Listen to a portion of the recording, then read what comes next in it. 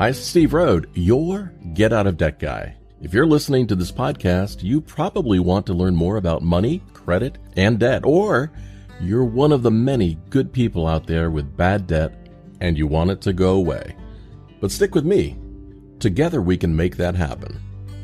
Either way, I'm here for you, and I believe a better and more financially successful future is ahead. It can be within your grasp. I'd like to ask you for a favor. If you find this or any of my podcasts helpful, please take a moment and leave a review on the podcast platform you're listening on. Your feedback and opinion matter to me, and if I've done a good job, your review helps others to find the podcast as well. And while you're there leaving your review, don't forget to subscribe to the show so that you can be notified when the next episode comes out. Last piece of housekeeping. If you have a question or comment you'd like to hear on an upcoming podcast, you can leave me a voice message at getoutofdebt.org/message. Or leave me a question for me to answer on my website by going to getoutofdebt.org/question. Thank you so much for being a great listener, and I'm sending you a giant virtual hug in return. And now, on with the podcast.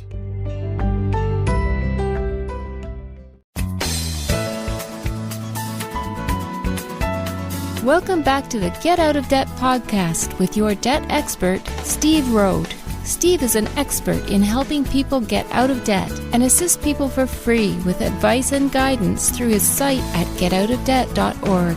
If you have a debt issue you'd like to have him answer, just visit getoutofdebt.org and submit your question online.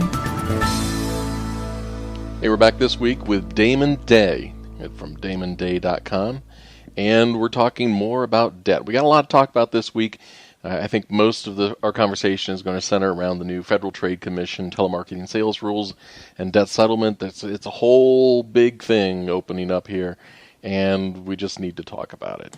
So, Damon, we've had this trend talking about lunch. The only thing I've had to eat today, we're recording this show, it is 5 p.m. my time, and I'm on the East Coast. The only thing I've had to eat today are 3 Krispy Kreme donuts, and I had the last 4 tiny slices of turkey on a sandwich just a while ago. So that's all I've had. So whatever you've had for lunch, I'm sure you put mine to shame today. Leftover Chinese food? It definitely puts mine to shame.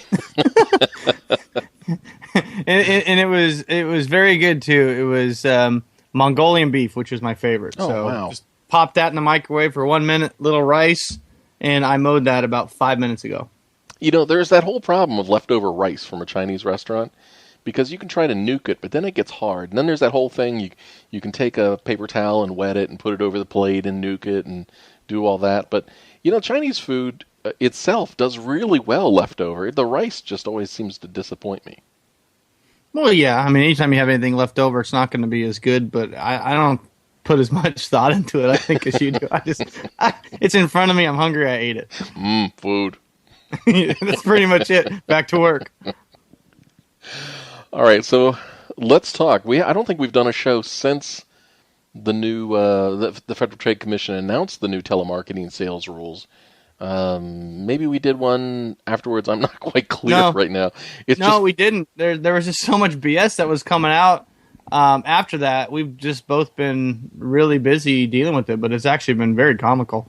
So the telemarketing sales rules are intended to protect consumers from debt settlement and debt relief companies who are charging advance fees for services, not delivering on those services.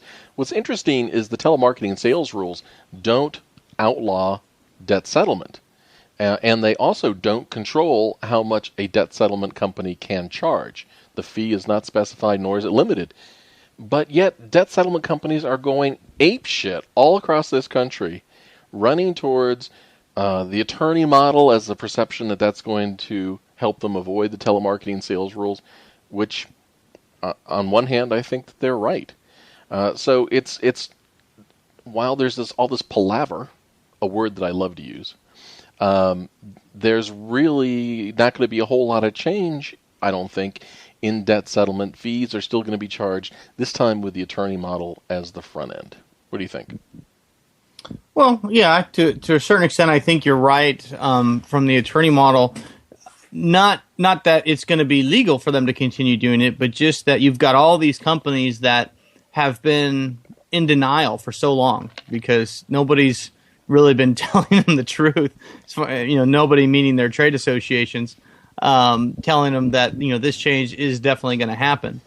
And now they're sitting there looking at within 2.5 months, they have to go from this model where they've been able to collect a majority or all of their fees, over the first 12 to 24 months of a new client enrollment, to where now they actually have to wait and can't charge any fees until they actually start generating settlements, which, depending on the client's circumstance, could be a year out.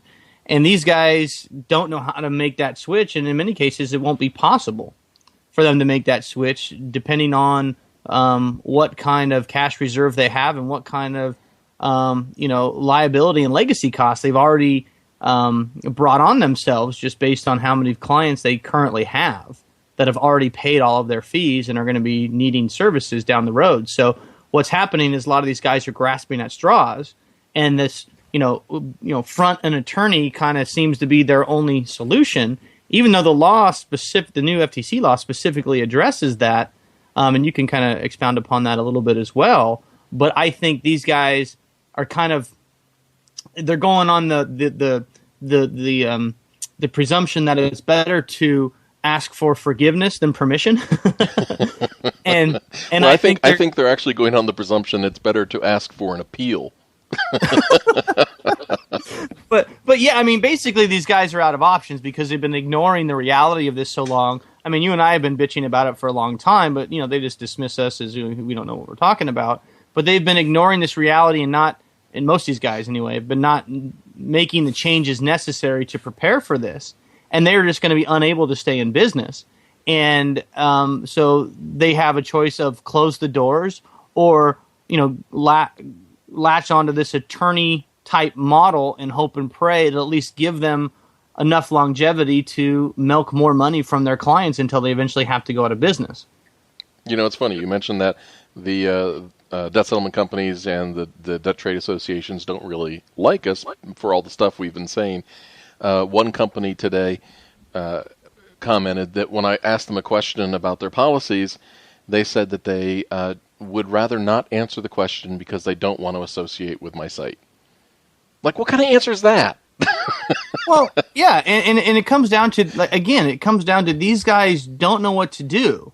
And so they want to stay out of the news. They don't want any light shining on what they're going to be doing right now, because they figure if they're not allowed to charge upfront fees based on this new rule, well, at least if they say, well, we're an attorney model, then in there they can kind of try to justify it themselves by convincing themselves that they're exempt from that, and that kind of gives them, albeit a lame excuse, but an excuse when they do eventually get caught. They're going to try to fall back onto that. Whereas, what would they say if they didn't switch to an attorney model? The only thing they'd have is claiming ignorance of the fact that the law even exists, which I don't know how you could do that. I mean, there's been so much coverage over this new law just in the last 2 weeks that anybody on the internet types in debt settlement must, it probably knows that there's some new law. Might not know what it is, but knows something happened. Yeah, and when we're talking about the attorney model, what I'm talking about are groups that are aligning themselves with attorneys as the front end, who are saying the services we provide are actually provided by an attorney, and so would not come under the telemarketing sales rules because it's exempt in some way or another. Now, the telemarketing sales rules do say that there is kind of a broad exemption for attorneys that provide face-to-face business or don't act over the phone, no telemarketing involved, or don't do anything interstate. So if you're representing somebody, from down the street and they're coming into your office, the telemarketing sales rules wouldn't apply to you. So this allegation or this assumption by many debt settlement companies and attorneys, actually, that they're going to be able to get around these rules. Okay, let's just say that they could. But the problem in the debt settlement industry has not been a lack of compliance with rules. It has been, as the FTC determined, deception and fraud. So the only thing that's happening here are attorneys are running to front organizations that have already been labeled as deceptive and fraudulent. There's nothing good that's going to come here. Well, exactly. I mean, and the thing that always kind of cracks me up is, I see these guys, bitching and moaning and, crying in their soup about this law is unfair and it's going to put them all out of business. But the reality is the reason that the FTC, had to step up and do something was because there's no denying that people are getting ripped off. And by a large number, much more people are getting ripped off than are getting helped. And, the law, maybe you would look at it as not fair or fair, but they really had no choice because nobody else was in the industry, specifically talking about Task and Usoba now, who were in position to do something, were stepping up and actually self-regulating the industry because they were participating in the plunder, if you will. So there really was no choice but to come down on the industry as, with an actual just flat-out ban on these kind of fees, because the FTC knows that most of these guys will end up going out of business. So these guys that try to just hide them behind an attorney but then continue the same practice. Exactly. You're exactly right. They're not resolving the problem. They're just trying to figure out a loophole to allow them to continue ripping off consumers, which is exactly what a front-loaded fee model does. There's no way anyone can justify how a front-loaded fee model is beneficial to either consumers or creditors. Let me give you an example. Somebody wrote into my site today, and getoutofdebt.org, a blatant plug for my site, and asked, they said, I've been in this debt settlement program with an attorney for the last 4 months, and I've decided it's not right for me, and I've canceled my program, but the attorney has informed me that even though I've canceled, I still need to pay the rest of my fees. Well, yeah. I mean, exactly. Now, in that situation, of course, the contracts are typically written so that, they do have a little bit of a loophole. But as a practical matter, I've never seen a debt settlement. Well, I did one occasion. It looked like somebody was trying to go after the consumer, but I think that kind of petered out and went away. But just from a PR perspective, I seriously doubt a debt settlement company, if a client drops out of the program, that a debt settlement company is going to have enough, cojones, if you will, to actually go after a client for unpaid fees when they're already maybe keeping several hundred or $7,000 or several $1,000s that a client has already paid and not received. I don't know. I think because last week I looked at another program where when the person signed up for this attorney-based debt settlement program, the attorney fees were actually lent to the consumer in a 0% interest rate loan, and that just created a separate credit obligation that the consumer would have to pay. Well, yeah, that's a new thing that I haven't seen until you mentioned it the other day. Now, as kind of floored as I wasn't surprised because these guys, again, there's no benefit for that for the consumer because this attorney was not really doing anything different than any other debt settlement company was doing. No. I mean, they're not really loaning you the money for the fees because they could easily just not charge the fees until they actually did the work, and then there would be no need for the stupid loan in the first place. Right.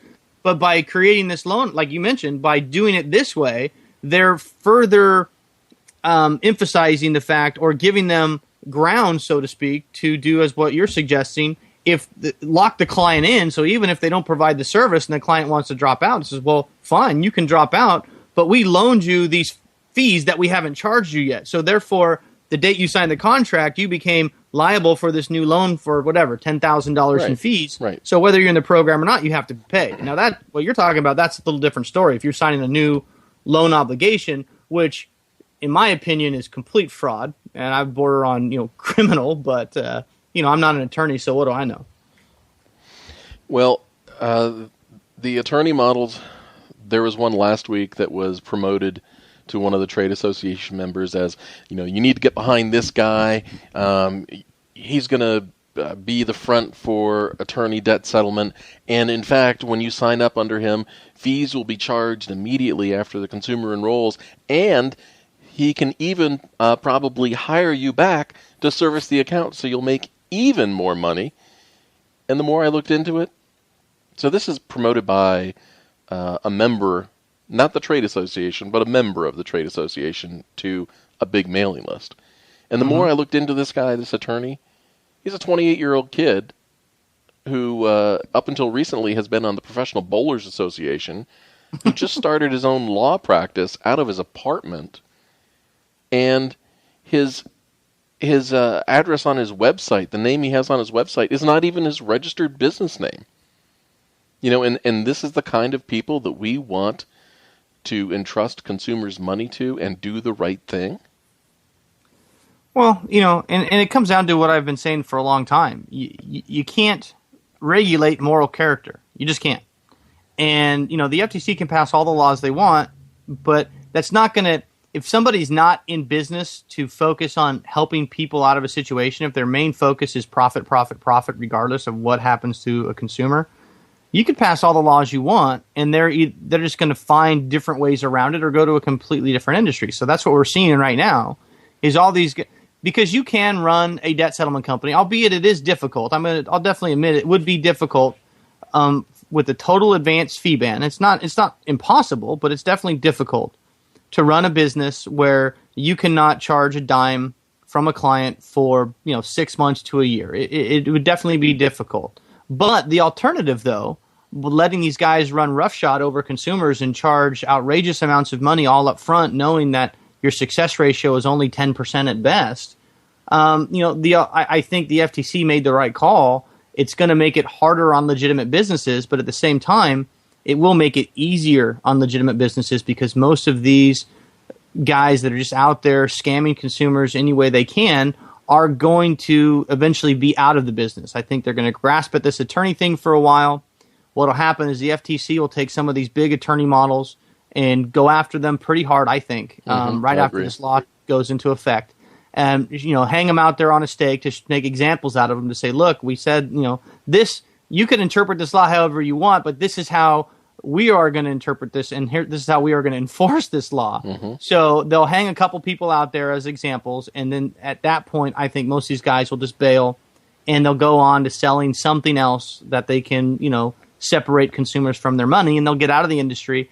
And then it'd kind of be a lot more like credit counseling eventually, where you don't have thousands and thousands of players. You've got maybe a couple of dozen pretty good or really good operations that are compliant and are doing things in the best interest of consumers, because it would almost be impossible not to do so, because if you were just if you weren't doing a good job for people, you wouldn't be getting paid. So I think it's going to take 12, 18 months for most of the stuff to clear out, which is why it's very important for consumers to be very vigilant about who you're hiring to help you at this time, because they may not be around very long. Well, and the reason that they might not be around, you touched on this earlier, but for a consumer that enrolled, say, 2 years ago, and they've already paid all of their fees into the program, and they're just saving up money now, and they're settling maybe one debt, they're still looking forward to settling more debts. The problem is that the debt settlement company could be in perfectly fine financial shape today and have no worries if the debt settlement company had taken the fees and placed those fees into an escrow account and only drew upon those fees as they earned them.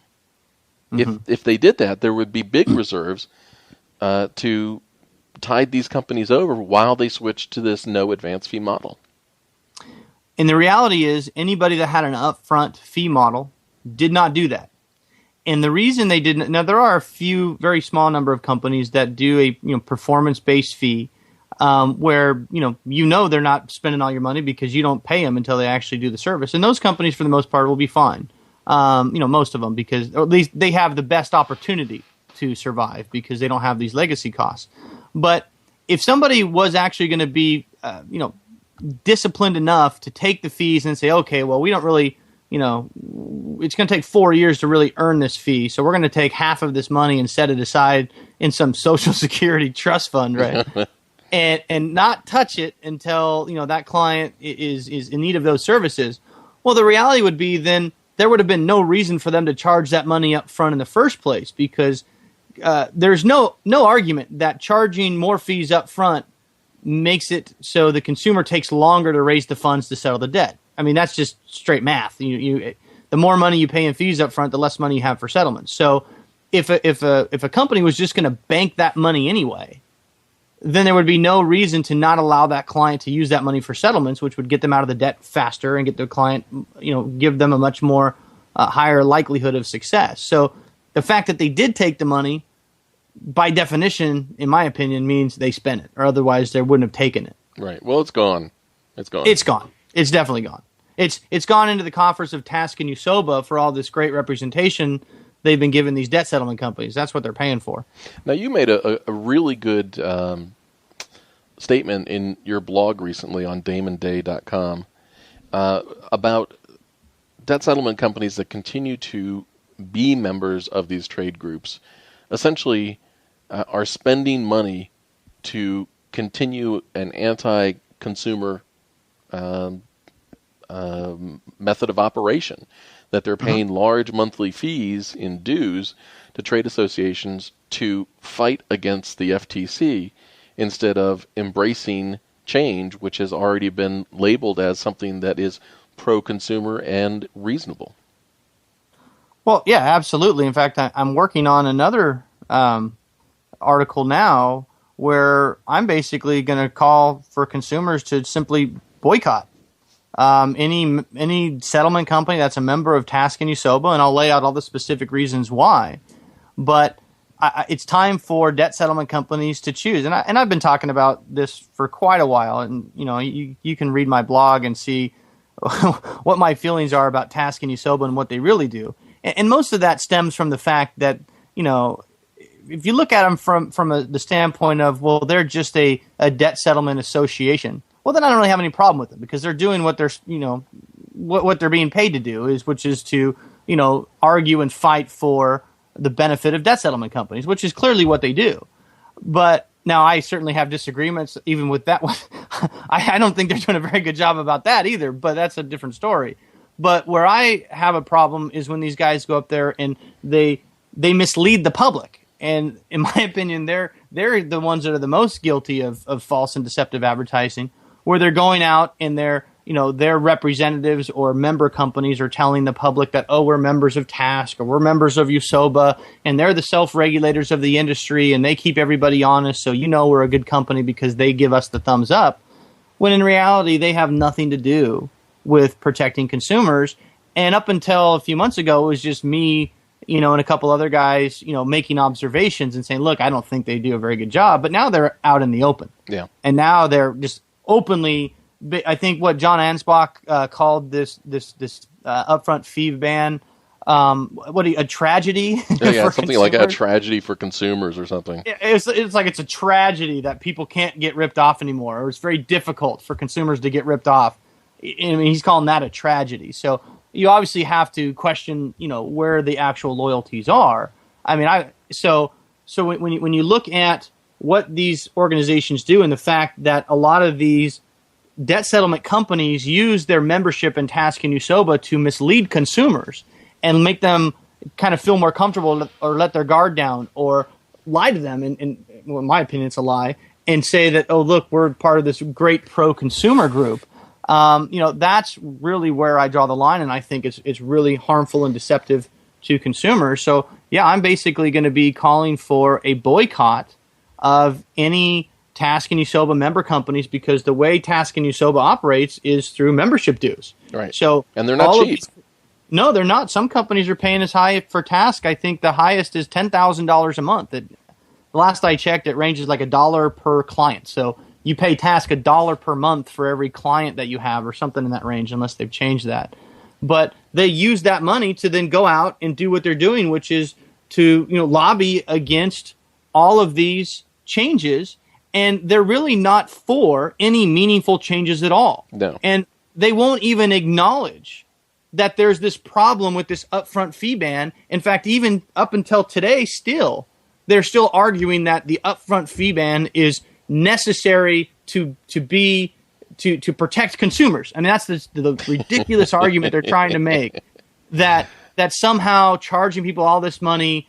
I mean, they're making stuff up as they go. They're throwing stuff against the wall, and they say, does he buy it? Does he buy it? Does he buy it? No, he didn't buy it. Okay, let's make something else up. Well, that was the argument that banning advance fees would create worse settlements for consumers because creditors would think that they had the upper hand on the debt settlement company. It doesn't even make sense. Well, yeah, but it's brilliant in its stupidity, but the thing is, though, these guys know that consumers aren't thankfully, they're not involved in this kind of stuff like we are. You and I can see that and know right off the bat it's total BS. But consumers, they have jobs. They're just trying to put food on the table. They've got their families. They got their lives. They got all this stuff going on. They don't spend hours and hours a day researching this stuff. And these trade organizations know that. So they know they can package up a whole bunch of BS and kind of make it sound a little plausible and serve it out there on the American public. And they know a lot of people would read that and say, oh, that kind of makes sense. Because on the surface, it kind of does make sense. But if you spend some time understanding who these guys are and what they do, you'll realize that is it more likely that they need the upfront fees because of some mythical power shift that might potentially happen? Or is it more likely that USOBA itself stated that 85% of their members are going to go out of business if this upfront fee ban passed. Yeah, right? So they admitted that they're undercapitalized. Exactly. So is it more likely they're just worried about consumers because of this upfront fee ban? Or are they worried that 85% of their member companies are now going to go out of business, which means 85% of their revenue is going to stop? Right. And probably the other 15% is also going to stop because they're going to realize, hey, USOBA's not doing anything for me here. 85% of their companies went out of business because they listened to USOBA. Because USOBA was out there championing this front-loaded fee structure. What they should have done, and if these companies want to point their finger at the FTC and get mad at the FTC, well, look in the mirror for a second, take a step back, and really understand why the FTC did what it did. The reality is, TASC and USOBA should have known this was going to come for a long time. They've been getting plenty of warning for years that something was going to happen. If they didn't do anything. And they sat on their hands because they were participating in this fleecing of consumers. They were making money hand over fist by protecting this little scheme that all these member companies had going on. But the reality is, if a year ago or 2 years ago maybe, if TASC and USOBA would have said, okay, guys, enough's enough, the party's over, the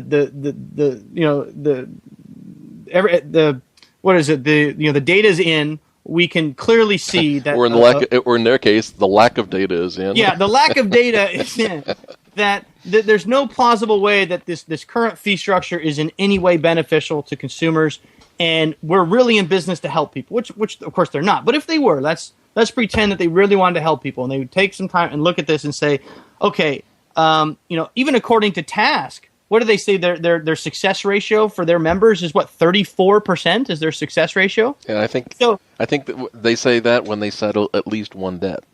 Well, yeah, that's the difference. The Government Accountability Office said it's more like 10%, but the difference is, TASC decided to change the definition of success so that they can inflate their numbers all the way up to 34% success from, the 10%. But yeah, so any member that settled at least one debt. But what that means is 66% of paying clients never settled a dang thing, right? So that's even the more telling stat. So they knew that this was not good for consumers. What they should have done is taken a step back and said, okay, why do we have a 90% failure rate among our members? Something clearly is wrong. And but they attributed that to member error or client error. Well, it's your fault. You didn't save the money. Everything's the client's fault, the consumer's fault. But what they should have done is said, okay, this isn't going to work. We're between USOBA and TASC, we are the two largest trade associations, or the only basically trade associations in debt settlement. We claim membership of around 400 plus members, and most of the largest companies. So we have this power to affect change. And what we can do is we can say, okay, new rules. Here forward, if you want to be a member of Task and USOBA and show consumers you're doing the right thing and have our badge and be all great and consumer-oriented, we have to adjust this fee structure. We're no longer going to endorse this front-loaded fee structure. How about you can charge a reasonable retainer, and then you charge a bulk of your fee based on performance? Right. All the companies could have easily slowly made that transition, stayed in business, and not really, in my opinion, I think if that would have really happened, then you have 300 or 400 companies that are really pro-consumer. They're charging a fee based on performance, and Task has the money and the clout and the public awareness between Task and USOBA to get out there and basically lead that charge and say, don't do business with a company that front loads their fees, and here's why that's bad, and here's why you need to do business with our members only. Right. They easily could have done that and led this. Instead, they chose to resist it. And now they're in a situation where they can't fix it, and they force the FTC to come in and say, okay, if you guys aren't going to do it, we're going to do it, but we're not going to be cute about it. We're just going to make a complete ban. That way it's very easy to catch people that aren't complying. And that's what happened. There was one company in particular, Morgan Drexen, who the FTC says in their final report objected to almost every proposal that they had. And yet, last Friday, Morgan Drexen sends out a press release saying, we totally embrace and endorse the Federal Trade Commission, and we applaud the new rules. A total flip-flop. And go ahead. It seems like it's a total misdirection, because when I asked Morgan Drexen directly if they're embracing the new rules meant that they would not charge consumers before a settlement agreement was reached with a creditor, they could not answer that question for me.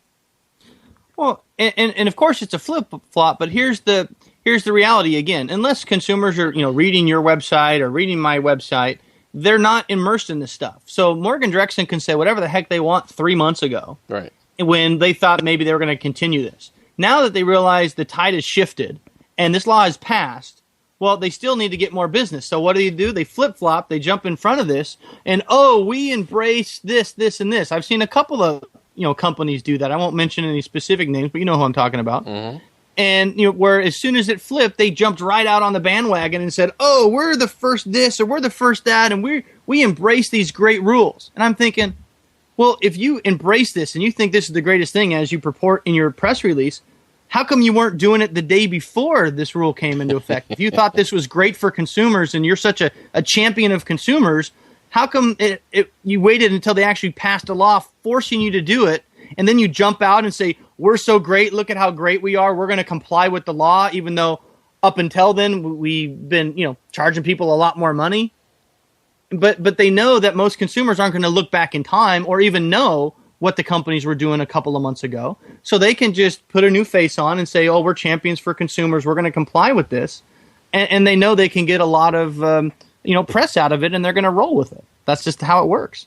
The debt settlement company employees who have been coming onto my site and have been posting comments are upset, obviously, because they feel like they're going to be losing their jobs.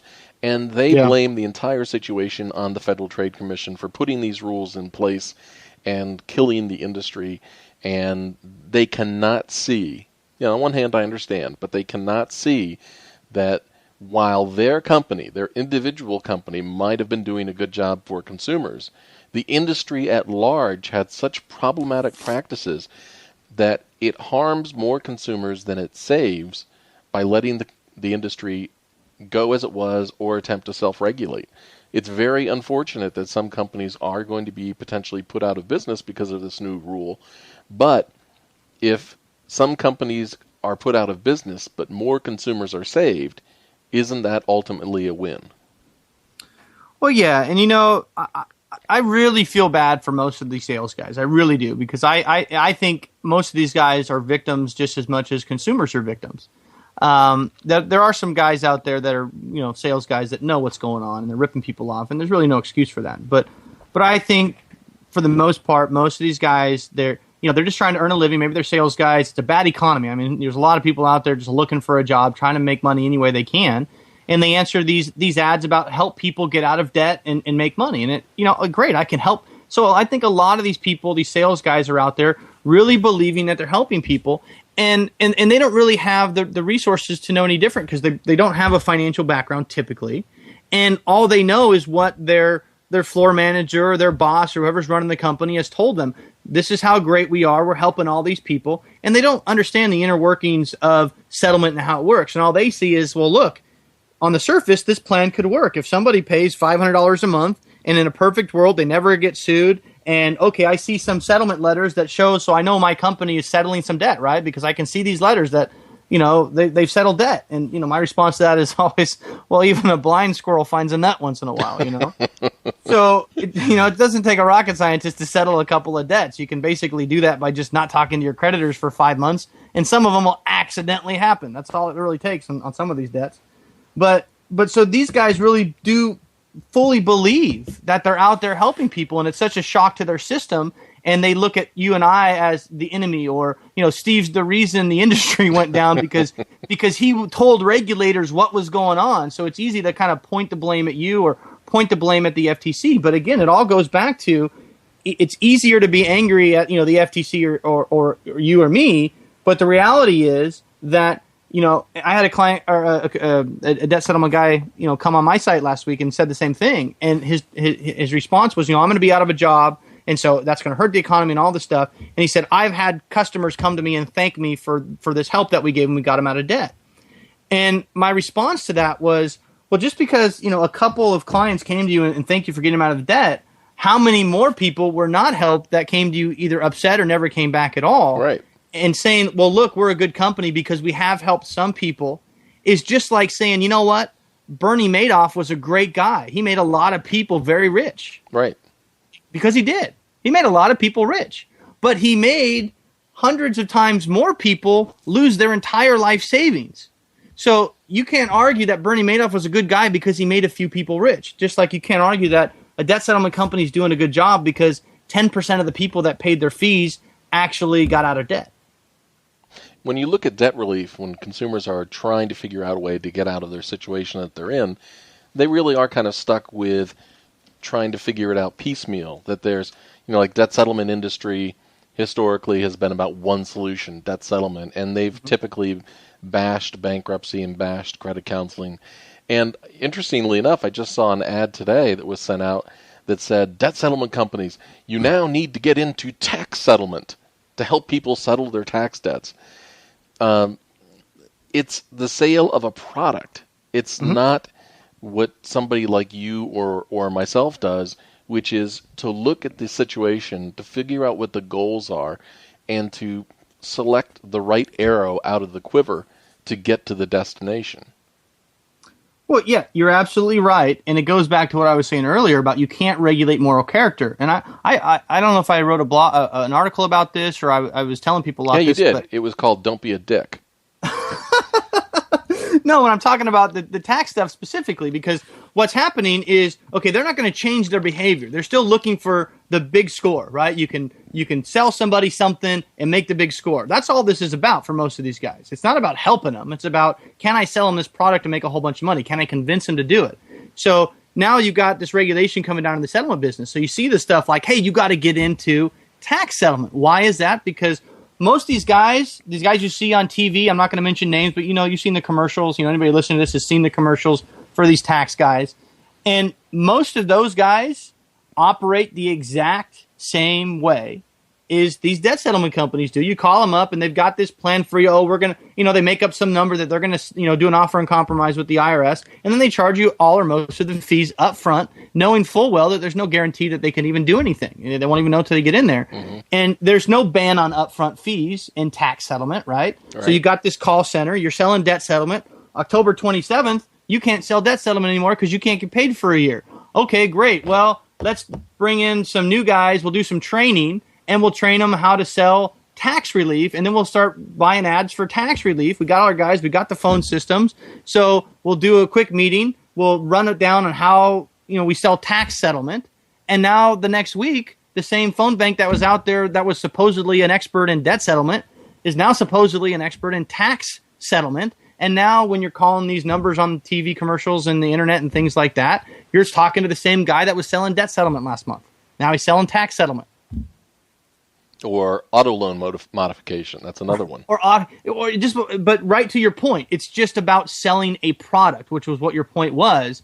They don't really care what they're selling. They just want to sell something, which is very different from when a consumer talks to you or a consumer talks to me. In fact, most of the consumers that I talk to, they come to me, through settlement because they are researching settlement because settlement is everywhere right now. And a lot of consumers never even heard about settlement until they get online and they go, oh my gosh, I'm in debt, I need help. And settlement is everywhere. Right. And the reason it's everywhere is because there's currently, anyway, for the next few months, there's big money selling settlement, and that's why everybody's putting all the money out there. Now, that'll wane, but when I talk to consumers, more often than not, that come to me even thinking, Damon, I need this is the most common question I get. I really want to settle my debt. I want you to recommend me a company that I can use that's honest and trustworthy that I can settle my debt. And then they're very surprised when I say, okay, well, let's shelve that right now and let's talk about your situation. And usually on that first phone call, I don't even get into the specific companies, this company or that company, because that really doesn't matter. What first matters is figuring out what's going on in your financial life. What are you trying to accomplish? What are you dealing with here? Have you looked at this option? Have you looked at this? Have you looked at that? And more often than not, you'd be surprised, most of the time, clients don't need a to buy or enroll into a program that costs thousands and thousands of dollars to resolve their situation. Sometimes it could be beneficial to get into a specific program, but many times, based on what they're really trying to do and what the options are, they don't need to do that. And that's the dirty little secret in the debt help business. And that's what, these sales guys don't want you to know. Because if you call them, they're not going to tell you anything else other than why their sales product is your best solution. That's why you're getting a free consultation. You're not really getting any valuable information. Otherwise, they'd charge you for it. Well, have you made undercover calls to debt settlement companies? I have made a few. You've made a lot more than I have. But in the few that you made, have you ever called a debt settlement company where you were not pitched that debt settlement is the appropriate solution for you? Oh, no way. It doesn't happen. Well, I shouldn't say that. There are a very small number of guys, and I know some of them, that are honest. That even though they are a debt settlement company, and I say when I say very small, I'm probably talking like I can count them on one hand. Right. There are a very small number of good guys out there that do have debt settlement programs that will tell you the truth, even if it means they're not going to make $1. They will tell you, look, this is not right for you. You need bankruptcy or you need this. And I know them, and I know they would, and I know they will tell clients that 100% of the time, regardless. But the reality is, out of the thousands of programs that are out there, and there's a small handful of people that will tell you the truth, and also the ones that will tell you the truth are also not out there advertising everywhere.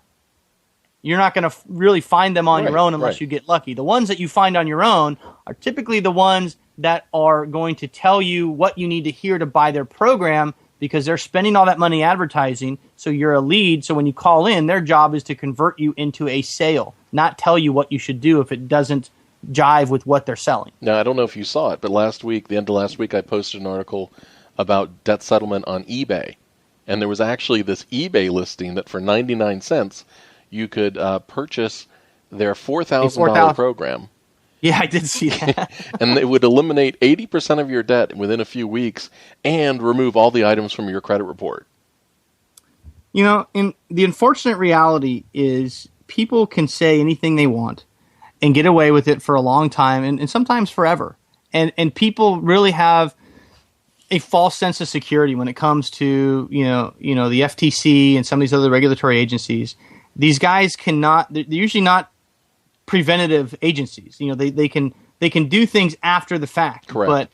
But it's just so easy to tell consumers anything that they want to hear and collect money from them and get away with it for a long, long time.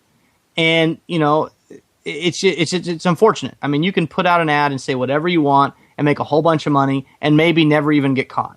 And consumers need to be just very vigilant and, just understand what the profit motivation is. If you're getting a free consultation, my father used to always tell me, you typically get what you pay for, and there's no free lunch. And I'm not saying all free consultations are bad, but what I am saying, if somebody is willing to spend an hour of their time with you for free, they have to put bread on the table too. Right. So if they're willing to do it for free, there's somewhere else that they're going to have to get paid. And that usually involves selling you something. That may or may not be a bad thing, but if the thing they sell is not what you need and they spend an hour with you, that's definitely going to be a bad thing, because if they spend an hour with you, they're going to need to justify that hour to their boss. And if they don't, they're going to get fired. You know, another similar thing that has come out recently is the Government Accounting Office released a report about for-profit college marketing, in which they found that the admissions officers or admission people at these for-profit colleges were actually commissioned salespeople who were trying to get students to sign up for student loans, whether or not they were appropriate for them. Mm-hmm. And the GAO has a great little hidden undercover video out where these admission salespeople are saying the most incredible things to convince somebody to sign on the dotted line and obligate themselves for tens of thousands of dollars in loans based on dubious statements. I mean, it's just misrepresentation and fraud. Now, what I find, I understand why, but I find it unfortunate that you can take a group of people and show them this misrepresentation for-profit college marketing, and they would say, that's absolutely horrible. And then you can show them the misrepresentation and fraud that's happening in debt settlement, and if they're inside the industry, they would say, well, what's wrong with that? Well, yeah, because they all live in their own little bubbles. And you know, like I said, most of these guys I don't feel are purposely out there. Even owners of a lot of these companies that don't have the financial, you know, there's a lot of debt settlement companies out there that nobody in the entire organization has any kind of background in finance. They're sales organization, and they've convinced themselves that this is really a good thing. And a lot of them legitimately believe that if somebody fails, it's the consumer's fault if they stop because they missed their payment. And what they refuse to allow themselves to believe is that their sales guy that has no training in finance enrolled them into a program that set the consumer up for failure, because debt settlement has nothing to do with low monthly payments. But a lot of these guys have convinced themselves that they're really doing a good service, and if it's unsuccessful, it's the consumer's fault. So some of them are out there and they're full of BS and they know it, but a lot of guys are out there that are full of BS and they don't know it.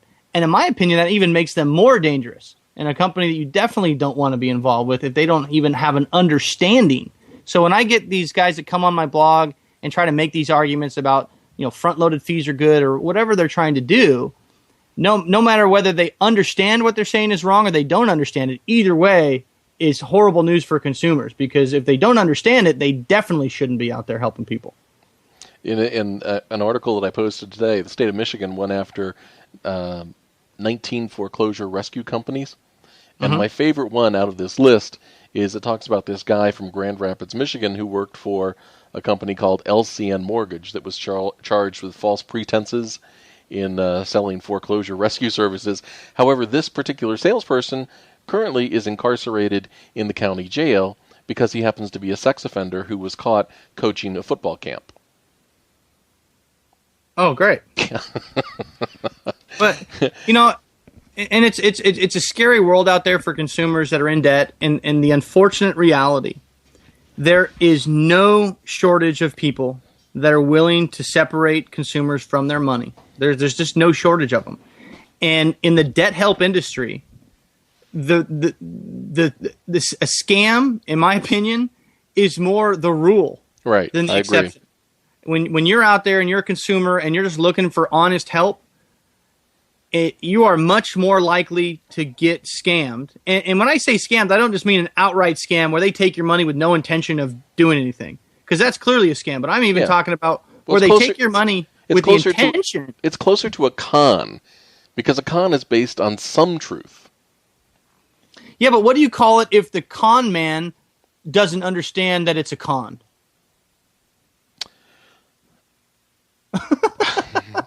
I don't know.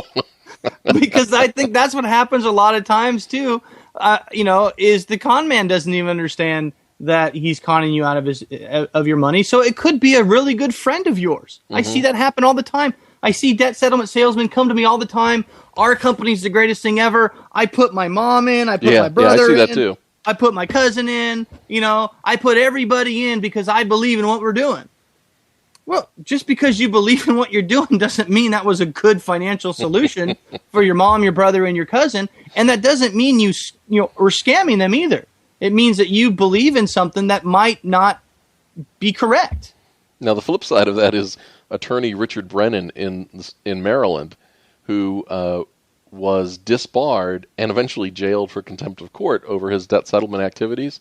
And in his particular case, in a recent TV interview, he said that his family and his mother won't talk to him. Yeah.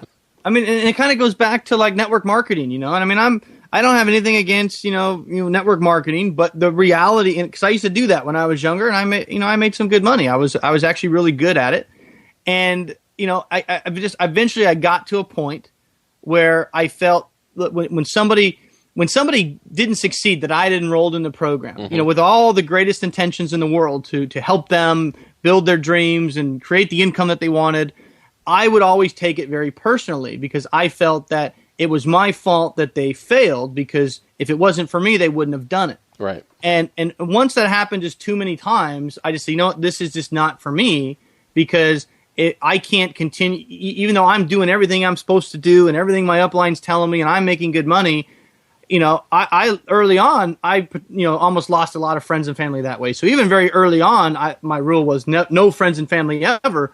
But just the way I am, even when it was complete strangers that would come in, because I would get to know them. I'd learn about what's going on in their life and what's important to them. And then when they would fail, I would just take that so personally. I just said, look, unless I have something that everybody can be successful at, I don't want to introduce them to it. Mm-hmm. And of course, that doesn't exist. So that's why I don't get into that stuff these days. Just because I just feel like, I don't want that burden because I can't make somebody be successful, but I can't help myself but feel guilty. So, when you're looking at all this kind of stuff, even, your friends and, the rule is, and the best advice I could give consumers is if you're listening to somebody give you advice on helping you out with debt, it's probably not good. I feel very cynical, but the best advice I can give is take everything with a grain of salt, get as much information as you can. There's almost never an emergency when it comes to this. There's almost never an emergency. You always have time. Don't let anybody pressure you and you got to do this now, you got to do this now, you got to do this now. You take your time and get advice and opinions from several different people. And then if those advice and those opinions are conflicting, then you even need to take a further step back and say, wait a minute, why are these conflicting? Who's telling me the truth? Who's not telling me the truth? And then you always focus on following the money. And that can usually give you, I can typically tell you what somebody's going to advise you to do. If I knew how they got paid, I wouldn't even have to listen to a presentation. Not all the time, but most of the time, I can say, tell me your situation. Okay, if you call this guy, here's his solution. And then you can call that guy, and his solution will be exactly what I told you to say. The difference is that if you take like a credit counseling solution, credit counselors are interested in enrolling you in their debt management plan because that's how they make money. But you are less likely to be pitched a debt management plan when you call them because unless you can afford about the minimum payment, you're not going to be an appropriate person for that plan. Yeah. And generally, after they've qualified you as not being appropriate, they may or may not mention bankruptcy. But when you call a debt settlement program, you are always qualified because they're just making up whatever the payment is. Exactly, because there's no such thing as payments. And that even goes back to the other problem as well. Even with a credit counseling program, again, and this is not across the board all the time, but it's if they get paid by enrolling people in credit counseling programs. So if that salesperson that's on the phone and might have all the greatest intentions in the world, but they make money by selling credit counseling. So if they look at your budget real quick and they say, oh, this person doesn't qualify, do you think they're then likely to spend another half hour, 45 minutes explaining what you really should do and why? No. They don't get paid for that. In fact, they might even get fired if they spend all that time doing that. Once they've identified that you're not right for their program, they typically send you on your way, and they usually say, well, go talk to a bankruptcy attorney. And that's why consumers tend to run into debt settlement all of the time, because they'll call a credit counseling program, and their cash flow is in severe need of fixing, which is why they can't qualify for a credit counseling program because they don't have enough money to even make the minimum payments. If they did, they probably wouldn't have called in the first place. They keep making minimum payments until they run out of money, which in many cases is a mistake. So they call the credit counseling program. They say, "Oh, I'm sorry, you don't qualify. Go call a bankruptcy attorney." And then they go call a bankruptcy attorney. And a lot of times they say, "Well, no, I'm against bankruptcy no matter what." And so they don't even research it, which is a big mistake as well, because it never hurts to get all the information. Exactly. Well, let's say they call the bankruptcy attorney, and not all the time, but in many cases, again, a bankruptcy attorney makes money when he files bankruptcy petitions. Mm-hmm. So a lot of times the bankruptcy attorney can tend to assume that if you're coming into his door, he almost kind of assumes that you're planning on filing bankruptcy. So now he's looking at not should you file or not, but he almost might be looking at should you file Chapter 7 or Chapter 13. Right. And there are good bankruptcy attorneys out there that will tell you, no, don't file. I'm not saying all bankruptcy attorneys are bad, but again, they're not going to get paid for that, and they are doing a free consultation and taking their time. So they tend to look through that with a bankruptcy filter and see if you qualify, you might want to do it. But then, so a consumer gets turned away from credit counseling. They don't like bankruptcy, or they don't, really check it out. What's left? They get on the internet and they find debt settlement, and like you said, they qualify. And they're like, oh, great, thank God. I qualified for this because I couldn't qualify for a Chapter 7 and I couldn't qualify for credit counseling. So therefore, I'm so thankful I found this great debt settlement plan with such a low payment and I could be done in 4 years. Isn't this great? And that's why they sign up, and then they don't realize the damage that they're causing by signing up in most of these debt settlement programs. But they feel like it's their only option because nobody's really sat them down and explained what their options were. And like I said, in many cases, they don't need any of those programs. There really aren't many, except for people like you and me. There are not a whole lot of debt coaches, people who will help explain all of the options. Well, I'm sure there are, other ones, but you're right. There's not a huge amount of money in terms of helping people that don't have a lot of money. And, I get a lot of clients because, I charge a fee for my consultations. And I know that turns people off a lot of times because we've just been so conditioned to free consult, free consult, free consult, free consult. And the reality is that if I didn't charge for my consultations, I would have to sell you something. Right. Or, I can't just sit there and work for free. I got to feed my family as well. And like I said, most people don't need to have something sold to them to figure out their actual how to resolve their circumstances. But I know a lot of people don't schedule consultations with me because they think, oh my gosh, I'm in debt. Where am I going to get, the money for the consultation? I'll just go talk to the guys that are doing it for free. Right. But what they need to realize is you're going to pay for it one way or the other. And what I can tell clients is, paying my fee to get good, solid advice is a lot less expensive than getting bad advice for free, which is what they typically get when they call these debt settlement companies and things of that nature, which the advice is slanted towards buying that product. So, but I know no matter what I do, there are going to always be people that say, look, if I have to pay for it, I'm not going to pay for it. And, unfortunately, I just can't help everybody. But it's a lot cheaper to pay me to get the right information than it is to find out the hard way after that you've lost what you chose to. Exactly. So, and the other thing is, I offer a 100% guarantee on my time. So, you're basically compensating me for my time to sit down and go over your entire situation and tell you what to do. In fact, I had a guy just before we did this call. He had some credit card debt. And after we sat down in 5 or 10 minutes, I looked at his overall situation. The problem was that his mortgage was 60% of his net take-home pay. Yeah. That was the problem. It wasn't the relatively small credit card balance that he had given his income. It was a 6-figure income. But he had called me because he thought he should do debt settlement on the credit card. And we barely even talked about debt settlement because once we went over everything else, he realized that he was $500,000 upside down in that home. Yeah. And if we could resolve that situation, and I told him what we needed to do to resolve that situation, everything else would take care of itself because he made really good money. He just couldn't afford a $1 million home that was worth $500,000. Right. But if he had called a debt settlement company, the debt settlement company wouldn't even have asked about the house, first of all. And they would have said, oh, you have $20,000 in debt? Okay, I've got this great plan. You can pay $300 a month, and in 4 years, it'll all be over. How does that sound? It's never going to be ending. In the meantime, the guys get killed by this mortgage payment that's, 65% of his take-home pay. And he couldn't float that. What's amazing is that the new Federal Trade Commission telemarketing sales rules covering debt settlement, while I applaud them and they're very welcome, it doesn't change for the long run. It doesn't change the debt relief industry, because there's always going to be some new program or promise to help you get out of debt.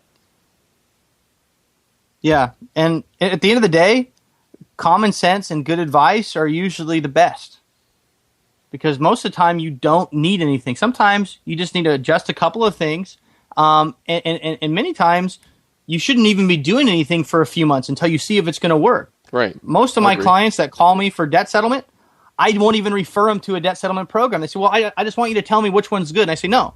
Why don't you tell me which one you recommend? Because at this point in time, given your circumstances, I don't really know for sure how likely. I don't think you're likely to be successful until you can prove to me that you can save this or you can do that. Given this, this, and this, you need to address that first. And if I just refer you to a debt settlement program, you might go and sign up. And the reality is, if you don't have the financial circumstances to likely be successful with debt settlement, the best debt settlement program on the planet is not going to help you out right now. So we need to, just put the brakes on.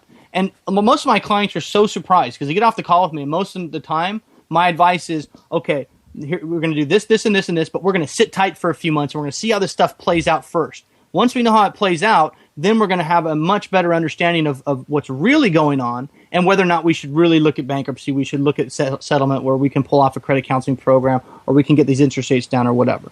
But what are the chances that a credit counseling salesperson or a debt settlement salesperson is going to say, okay, instead of buying my program now and paying me, I want you to wait for 3 months and then call me back? Right. Yeah, that's not going to happen. It's never going to happen. But most of the time, that's actually the best advice, is to, before you spend a lot of money on anything, let's really make sure this is what you need. And most of the time, that just takes a month or two of letting things play out to see what's going to happen with the cash flow so we can determine what they should really do rather than jump right in. What you call a debt settlement company, it's sign up today, sign up today, sign up today, sign up today. That's what it is.